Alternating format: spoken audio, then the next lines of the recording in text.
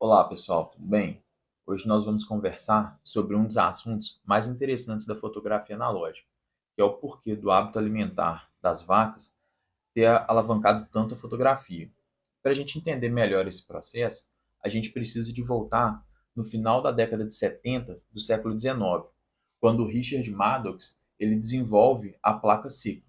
Então, até esse período, todos os fotógrafos eles precisavam de entender muito de química, porque era necessário que eles produzissem a própria emulsão. Por exemplo, o colóide úmido ele precisava de ser produzido minutos antes da exposição da placa.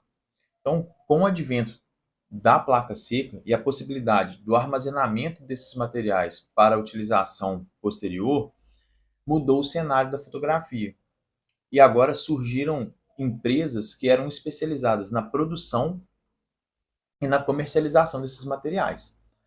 Bom, com essas empresas produzindo, a quantidade de placas produzidas aumentou muito. E essas empresas começaram a perceber que em determinados lotes elas obtinham placas mais sensíveis que outras. Só que essa diferença, a princípio, não deveria acontecer, porque o processo era todo padronizado. E eles começaram a investigar, então, qual era o motivo da obtenção de placas mais sensíveis. Eles perceberam que a única diferença era no lote da gelatina utilizada. E eles foram investigar, então, a origem dessas gelatinas. E eles perceberam que as gelatinas que produziam placas mais sensíveis, elas eram de regiões em que os animais tinham o hábito alimentar de comer mostarda. E por que o consumo de mostarda muda a composição da gelatina? Então, a mostarda é uma planta rica em compostos com enxofre.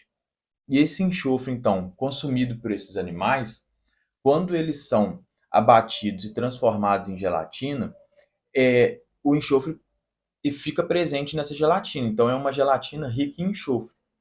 Essa gelatina, então, quando ela é usada para a produção da emulsão e como base da emulsão, o enxofre presente nela reage com o haleto de prata, formando o sulfeto de prata. E esse sulfeto de prata, ele vai agir como um catalisador e permitir que essa emulsão agora rica em enxofre utilize melhor a luz que foi focalizada sobre essa placa.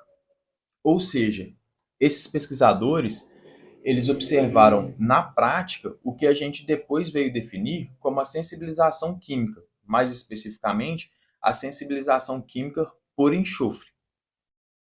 E eu acho que essa é uma das histórias mais interessantes da fotografia, porque ela mostra como que a organização e a rastreabilidade do processo permite que você acesse algumas descobertas, né? Até mesmo a investigação do hábito alimentar do animal que é utilizado para a produção da gelatina, que pode interferir na composição daquela gelatina e mudar toda a química do processo que a princípio era padronizado. Então, por isso, gente, que para todas as pessoas que revelam seus filmes, é importante a gente anotar todas as condições que a gente utilizou para revelar aquele material, se a gente quiser depois reproduzir aquele mesmo tipo de revelação. Bom, se você gostou dessa história, por favor, compartilhe esse vídeo, curta a página e até o próximo vídeo.